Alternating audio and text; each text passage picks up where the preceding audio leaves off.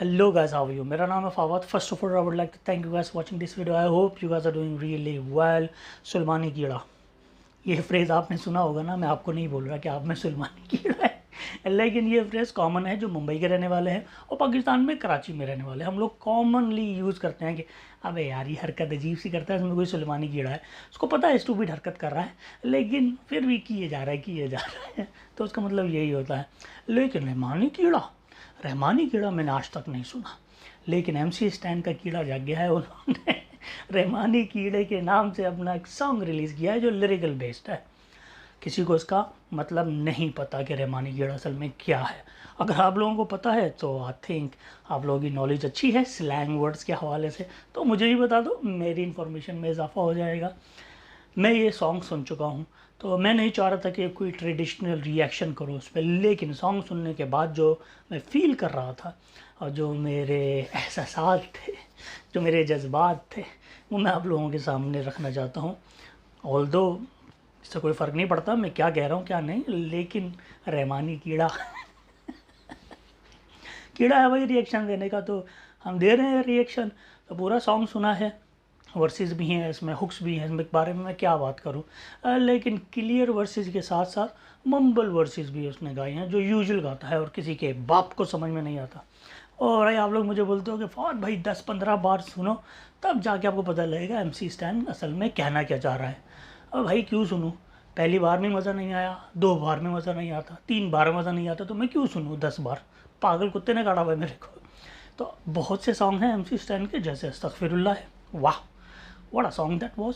आमीन तड़ीपार एल्बम से था. what a song that was. तो I think MC Stan is just missing his mojo. थोड़ा सा मोजो उनका लॉस हो गया है और समझ में नहीं आ रहा कि MC Stan असल में चाहता क्या है. जाहिर सी बात है भाई, वो जिस ट्रबल से गुज़र रहा है, it's not easy for him to concentrate on his work, लेकिन बहुत टैलेंटेड है, ज़बरदस्त रैप आर्टिस्ट है, कम्प्लीटली यूनिक है, उसका अपना स्टाइल है. मेरा नहीं ख्याल कि MC स्टैन जैसा कोई भी रैपर इस वक्त इंडिया में है, मगर उसकी जितनी भी पॉपुलैरिटी बढ़ रही है वो इस तरह के सॉन्ग करने से गिर जाएगी. तो मैं पूरा सॉन्ग सुना और मुझे यही फील हो रहा था, यार कितनी बार स्टोरी सुनाओगे कि मुश्किल वक्त से गुजरे हैं, बाप कमाने वाला है और हम लोगों ने ये किया वो किया फलाना ढिमाका. अरे भैया, सबके माँ बाप कमाते हैं, सबके बड़े भाई कमाते हैं, चाचे मामे बुप्पे सब कमाते हैं. कमाई करोगे तो घर का दाना पानी चलता है कि नहीं है. तो ये चीज़ें आई थिंक बोर हो गए हैं सुन के. और एक लोगों का कॉन्सेप्ट है ना कि अगर आप नए रैपर हो तो अपनी एक कहानी सुनाओ जिसमें दुख हो, दर्द हो, ड्रामा हो, और उसके बाद पब्लिक की अटेंशन ले लो. तो मुझे लगता है कि MC स्टैन उस जोन से निकल नहीं पाया है.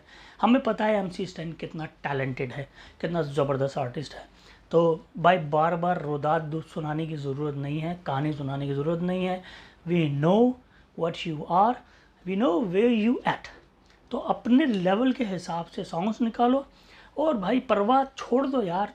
मुश्किल वक्त से गुजर रहे हो, जानते हैं हम लोग मुश्किल वक्त से गुजर रहे हो, मगर इसका मतलब ये नहीं कि पब्लिक को बोर कर दो. तो मुझे तो बहुत बोर लगा सॉन्ग, एज़ यूजुअल था, कोई उसमें ऐसी बात नहीं थी कि वाह क्या बात है. और मैंने बहुत सारे रिएक्शन चैनल्स के रिएक्शंस भी देखे हैं, किसी के बाप को समझ में नहीं आया सिर्फ गर्दनें हिला रहे हैं सब कुछ कि हाँ भाई हाँ ज़बरदस्त ये वो. क्यों झूठी तारीफ़ें करनी है, झूठी तारीफ़ें इसलिए करनी है कि MC स्टैन की जो फ़ैन फॉलोइंग है वो उनको बोलेंगे वाह क्या ज़बरदस्त रिएक्शन दिया है. बट अगर आपको ऑनेस्ट रिएक्शन चाहिए तो फिर मेरे पास आओ, मैं आपको यही बताऊंगा कि इस सॉन्ग में बिल्कुल भी दम नहीं है. इस तरह के सॉन्ग पे MC स्टैन को वक्त ज़ाया करने की ज़रूरत नहीं है.